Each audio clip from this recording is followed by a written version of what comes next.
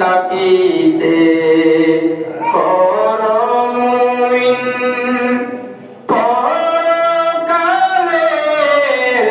পাবনা এসেছো একা যাইবা একা সঙ্গে কেউ যাবে না।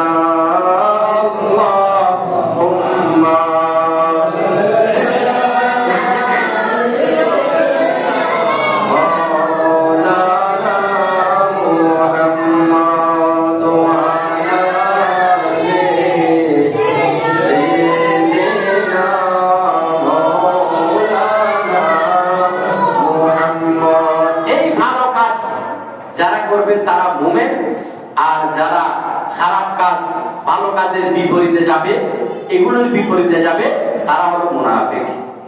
ঠিক কিনা?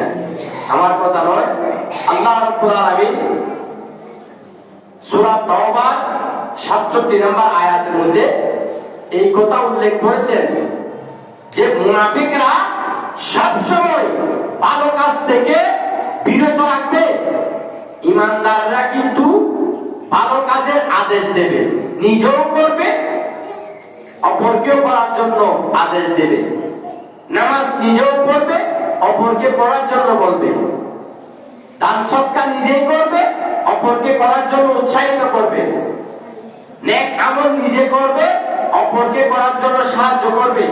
আর এগুলোর বিপরীতে যারা যাবে তারা হলো মুনাফিক। লাইলাতুল বারাতে আপনারা এগুলো বারবার শুনে থাকেন, সতর্ক হবেন। এরা সব সময় ভালো কাজকে বলবে বেদাত, এগুলো শিরক, এগুলো জায়েজ নাই, কিন্তু কিতাবের সাথে তাদের সাথে কোনো সম্পর্ক নাই। আপনারা অনেক কোরআন হাদিস শুনেছেন যে এগুলো জায়েজ, কিতাবের মধ্যে রয়েছে, যেটা আল্লাহ রাসূল সাল্লাল্লাহু আলাইহি ওয়াসাল্লাম পছন্দ করতেন, হালাল জিনিস। এই হালাল জিনিসকে কেউ যদি হারাম মনে করে তাহলে তার ঈমান সাথে সাথে বের হয়ে যাবে।